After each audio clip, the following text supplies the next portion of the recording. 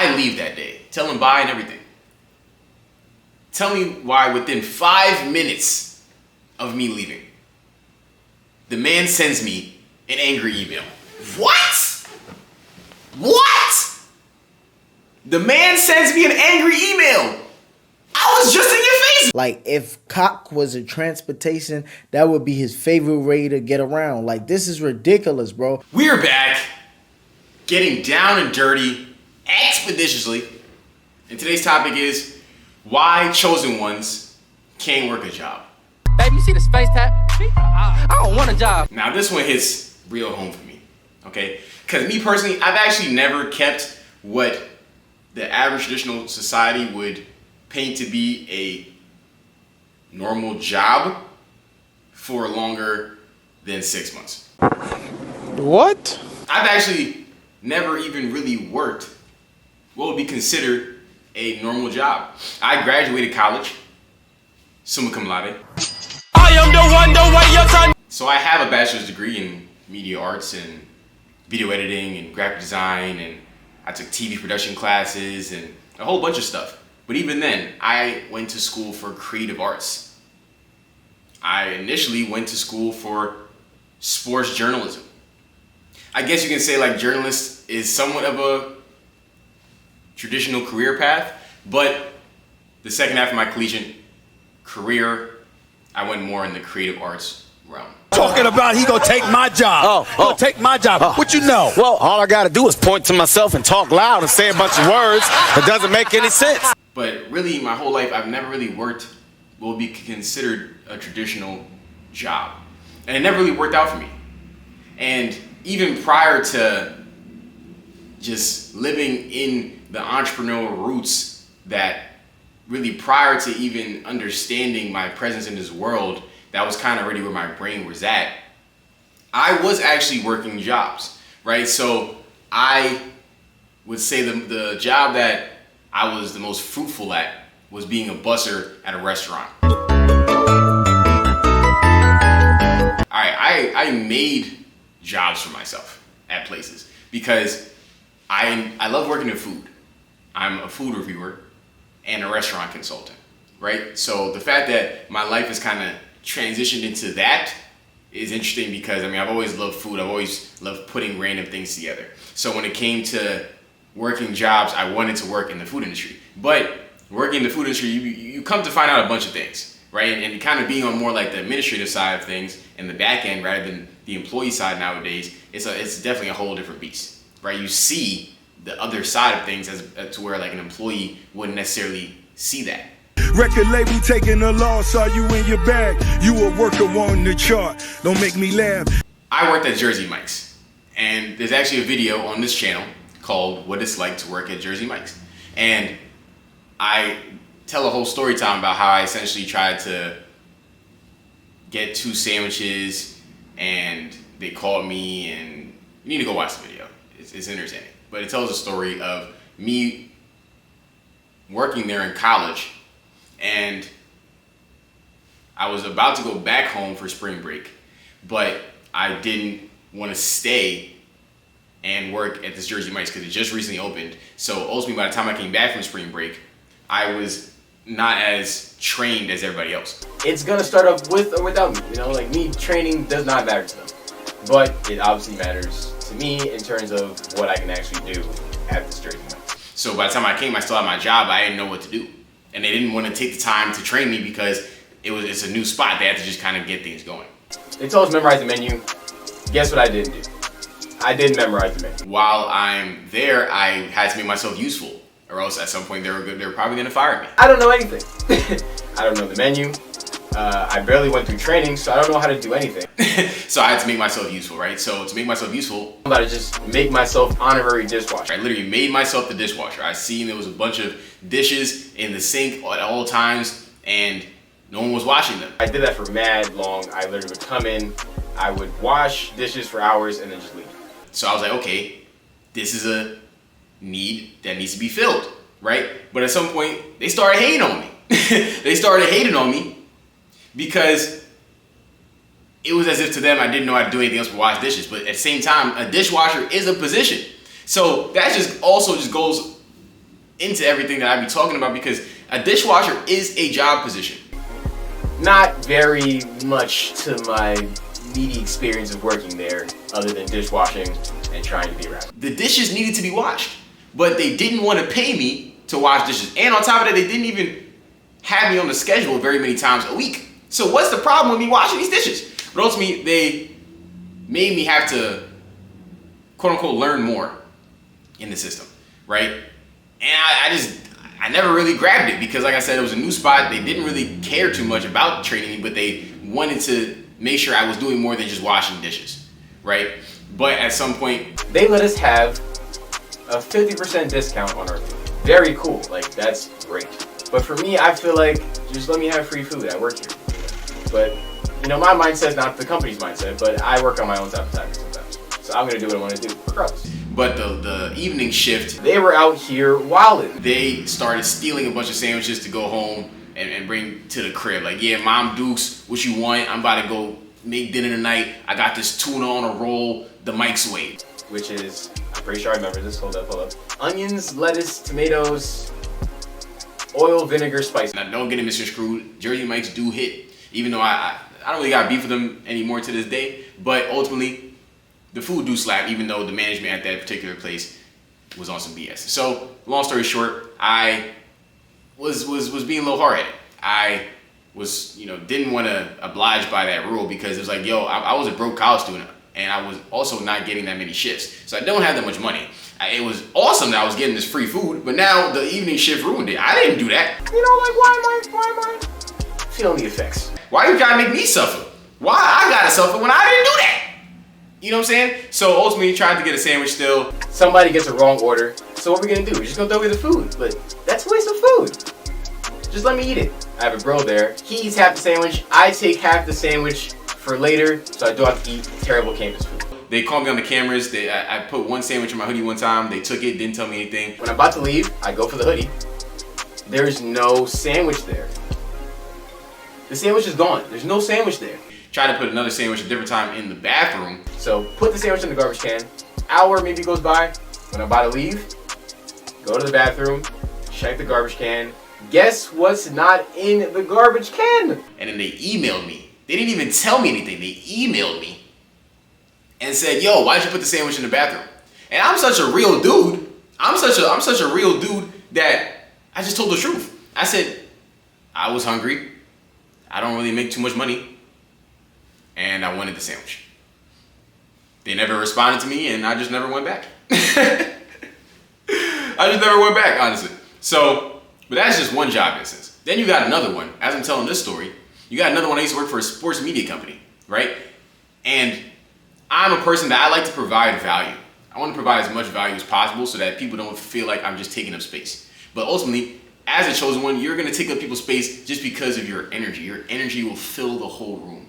But me personally, right? So I was a sports media intern. They wanted to have me just do a bunch of busy work. But at this point, I already am running 2 to 3 social media pages on my own.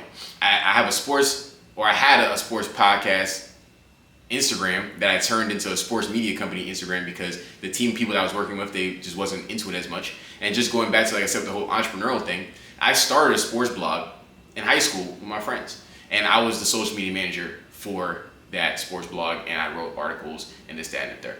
So these jobs of me actually trying to work a job didn't really start till where I got to college, right? Because then after the Jersey Mike's job, I worked the busser job and the sports media job. I forget which one came first, but these are all the jobs I'm working in, like this similar time frame, right? Because ultimately, even to get any type of job, you have to have some type of job experience. And for a long time, I had no job experience. I was just, a kid going to school and whatnot. But then, got to college, and I guess the certain type of job experience I had there was, being the person that, writes people's names down, and I guess one of the front desk people. I used to do that job and make a little bit of money doing that. Wazowski. Working at the sports media company, I was already doing social media management type of things on my own, running like 3 Instagrams by myself, posting every day. So I'm learning new things, I'm gaining new knowledge. So this knowledge I'm trying to actually bring to the job, right? And I also know how to make graphics. I went to school for that. And once again, these things I do on my own, so I love doing it. I am the one, the way you're I was running the Instagram and I was able to post on it, make graphics, and provide value, right? But I'm not the biggest talker. I've said before in videos, I'm an introvert. Now, do I have the gift of gab? I do. But I also have the ability to sit down and shut up. Like, I don't feel the need to talk every 5 seconds. So, especially in a work environment, I want to get my work done. Because if I don't get my work done, you're gonna fire me. You see how much of a double-edged sword a job is, right? So they want you to be a part of the work environment, the work culture, right? But if you get too entrenched into the work culture, too entrenched in your work friends and talking and not doing the work, they're gonna fire you. I'm sorry, you're fired. Get out of here. And I was an intern.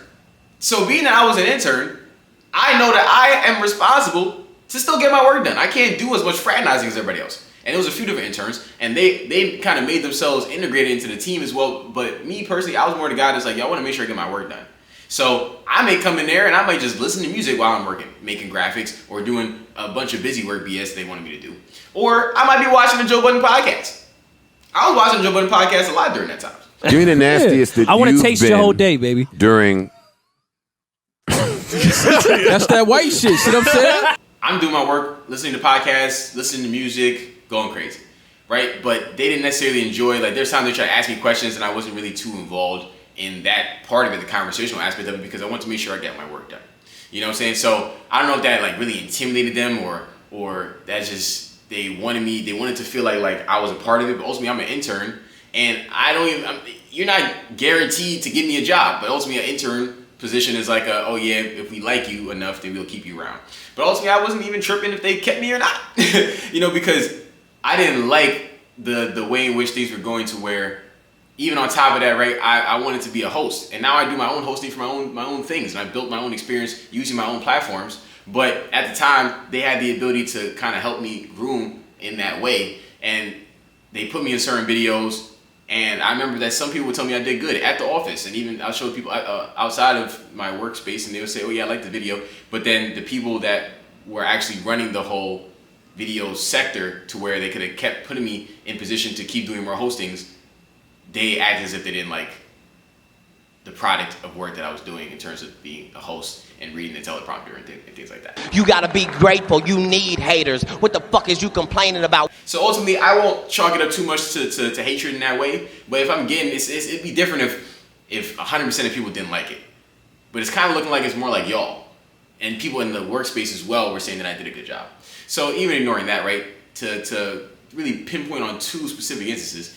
One instance, right, I did something that my direct higher up didn't like, right? Mind you, it's a long table in this building, in this office where we work at. I'm sitting kind of right here, and perpendicular to me is my higher up.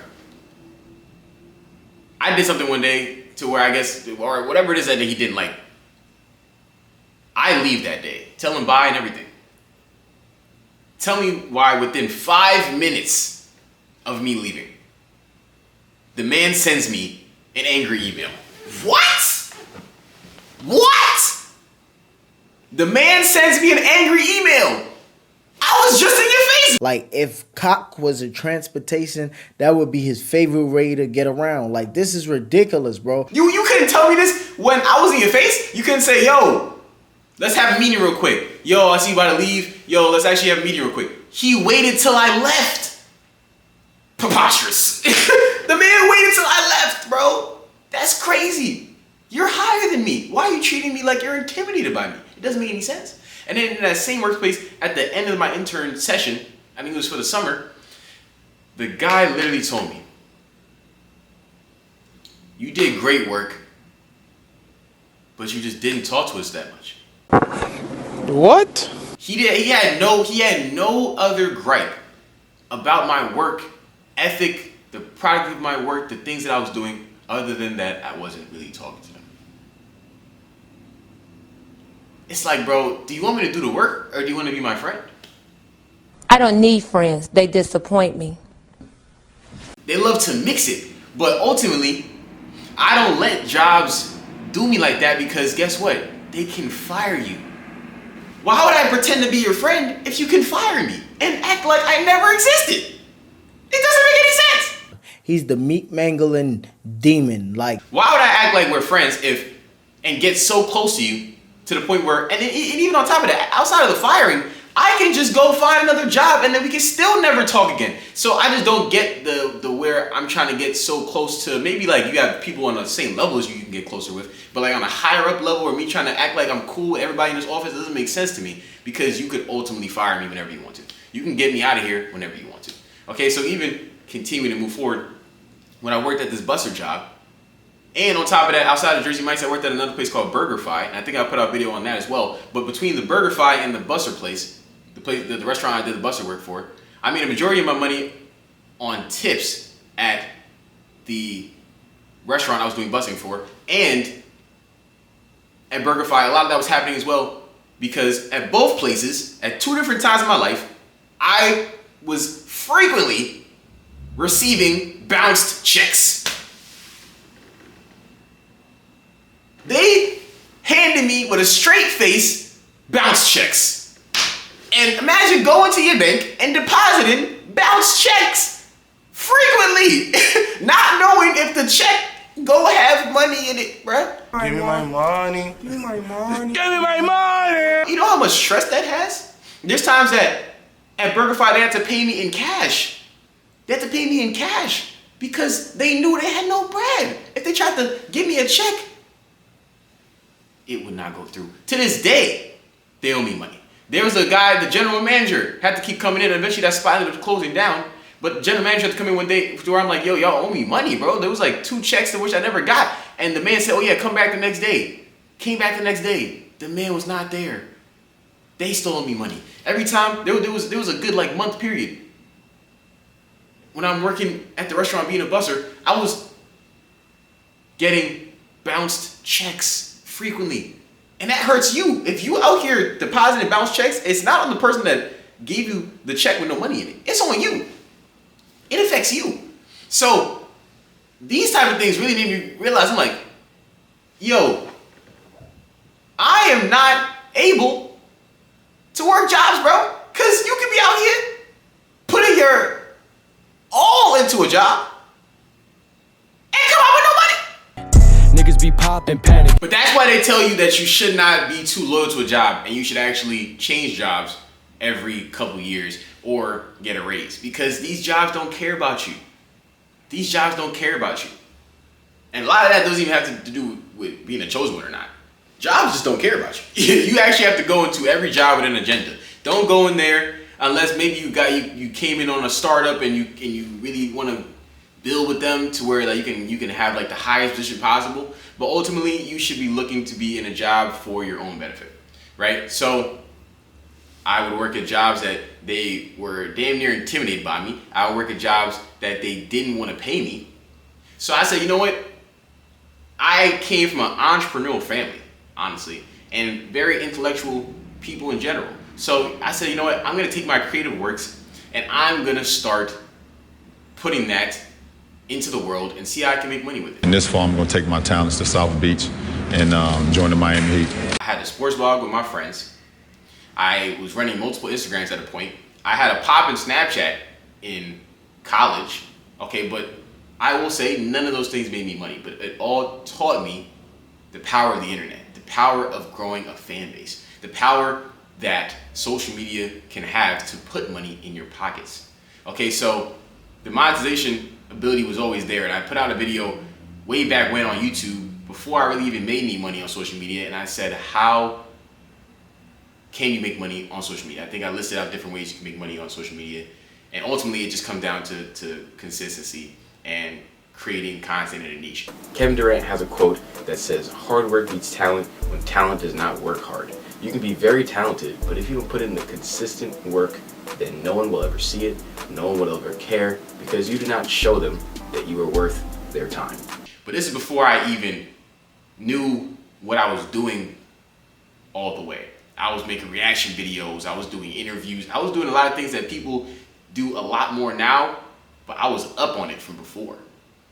And I'm mad at myself that I kind of was shifting around a lot in these different platforms. I'm not super mad because it worked out in the ways it worked out, but I probably could have been even bigger on YouTube because I originally started posting on YouTube really back in like 2011, but then I took it serious for a strong period of time from 2017 to like 2019. But then I started to shift to Instagram. But like I said, I went from Snapchat, then I was on Instagram trying to figure out what I'm doing there, and I was making like lifestyle content. I started my food blog around that time, so I started a food Instagram. Anything I wanted to make Instagram about, I was making it, right? So then on top of that, from there, I started making YouTube videos again, and I was taking Instagram super seriously. And then right when Musical.ly went to TikTok, I started making TikTok videos, right? I had a pop in TikTok that I think I had over like 10,000 followers. DJ Khaled did a collaboration with them. They wiped out a bunch of TikToks. My TikTok got wiped out, so I had to start from zero. Congratulations, you played yourself. I currently, as I'm recording this video, have 40,000 followers on TikTok after having to start a whole new TikTok. And I ended up going viral on TikTok several times in 2020. So I just been on these different platforms, growing Instagram, TikTok, Snapchat, YouTube, and just figuring out how I can make money. I'm over here charging artists for graphics and articles. I'm doing song reviews. I'm making money on YouTube. I'm making money on Instagram. I'm charging people to record their podcasts and edit their podcasts. Any way I can use my creative skills, I was doing that to monetize and make money. So I knew, okay, I could do this. I don't really need a job. I don't want a job. I'm serving as my own social media manager. I'm serving as other people's social media managers. There's a point that I had 12 clients as their social media manager and the person that's responsible to help their internet growth via Instagram, and some of them through other channels as well. I remember I was actually the editor for a travel blogger's YouTube channel. Like, I used my creative skills to make money so I didn't have to work a job. Because I saw what working jobs was doing to me. It was crumbling my soul. It was breaking me inside because they were afraid to confront me about things when they're higher than me, and they weren't putting any consistent money in my pockets and wasn't telling me why and just lying to me. So I was like, you know what, at least I can keep 100% of the pie. It's way harder, you know, because you essentially compare it to like being an independent artist versus being signed to a record deal. You know you have money coming in, or you know you can get a large lump sum of money and do something with that. But as an entrepreneur and an independent artist, quote unquote, so to say, you know, you're very much responsible for your own growth and your own ability to put money in your pockets. Ladies and gentlemen, Alexa Bliss is cashing in her money in the bank contract. I said, damn it, I'm going to take this upon myself to take responsibility for my own life, because no one's coming to save you, especially chosen ones. They don't want to save us. Imagine they gave LeBron James a center, a star center, when he was in Miami. That was always the talk of the town. It's like, yeah, he had Chris Bosh, great player. He had Dwayne Wade, great player. But they were always saying, yo, why does LeBron James never really have a dominant center? And even prior to Miami, you know, he had Agauskas, formidable center. He had Verjao, formidable center, but he never really had a star center. Yes, he had Shaq, but he had Shaq on the back end. Before the game even started, when I seen, I said he was probably gonna score 70 tonight. I don't know what made me say that, and my friends was with me, and they was like, okay. So when he got to like 70, I was like, well, he might as well go for 80. If we give this chosen one too much, he'll soar past us. And people don't want you to be bigger than them. They want you to stay under them or be at the same level so they can feel like they have a friend. They have a compadre in there to be able to wallow in their sadness with. So even through saying all this, I was actually able to secure a job. And you want to know how I was able to secure a job as a social media manager? I was able to secure that job because the man didn't even really know what the position was. But I did, because I had done it for people several times before. And I saw the listing. And I said, you know what? I'm going to take it upon myself, because I know what I bring to the table. I know I can help this person. And instead of having him sit through clients and sit through applicants, rather, I'm gonna just go put myself in his face and let him know, you need me. And that's what I did. I went there 2-3 times until he locked me in. Yo, hey, you know twin with me. It's up, my bro. Don't play with him. Don't play with him, my blood. I love you. I'm so proud of you, blood. And that's how I ended up getting a job for 6 months. But ultimately, I ended up losing that job after 6 months because I was trying too hard and I was doing too good of a job. I cared too much. I wanted to actually help them. And jobs don't want you to help. They want to control you. They want to have you help them at the pace that they want you to help them at. And I can't be super mad at that. But ultimately, I'm here to say that I didn't have that job too long because I actually cared. I actually wanted to help them at a point. I was going at a pace where it was like, okay, I can keep this up. But then at some point, he made me feel like I needed to work harder. And as a person that is a workaholic and damn near overachiever, I said, okay, bet I know I can help even more. And it made me feel a little way. I'm like, all right, yeah, I know I can help a little more. So then I tried to help a little more, and guess what?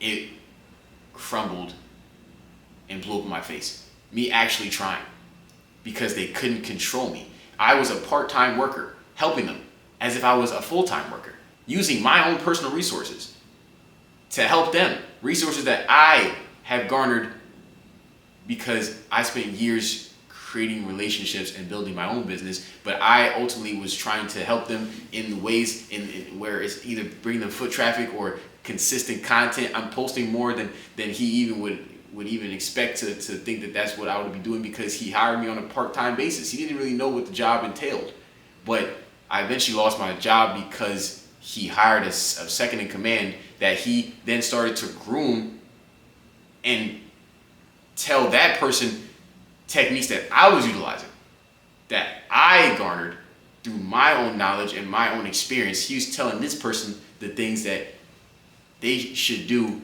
off of what I was doing for them, so that that new second in command could ultimately take my job. Great, now none of us can watch TV. That's my team! They started playing with the money, like how the restaurants back in the day were doing to me. So it just started to trigger me. I had worked that I was getting checks every week. There was 2 weeks, checks not there.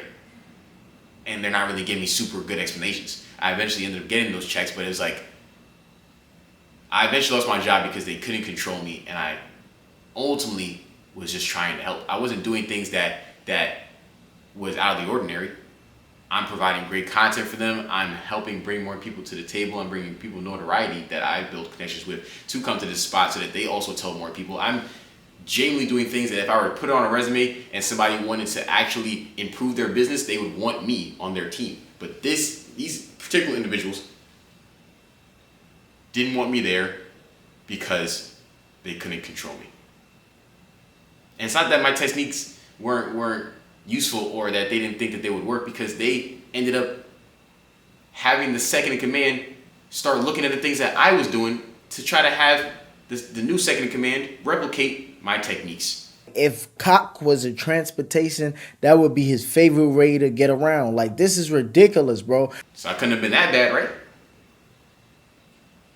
When it comes to being a chosen one, it's hard for me to tell you what you should do instead of having a job that they're going to sense your energy and not be able to deal with it and feel intimidated by it. But I know that I'm able to still keep going even since that situation, because I know my purpose. I spent that time isolating, and I know that when you have your umbrella purpose, you just got to figure out the ways to be able to keep going under that. You know, I live in the city, so it's way more pressure on me to have to figure out how to continuously provide income for myself. But some of you may not have that type of experience, and you may have the ability to live with less. But ultimately, find out what works for you, because these jobs don't love you. You know how Chris Brown said these hoes ain't loyal? These jobs ain't loyal. Make sure you play to win, so you don't play yourself. We outside getting down and dirty. My guy Taylor's in the building. He's a YouTube superstar, Instagram content creator. What else do you do, sir?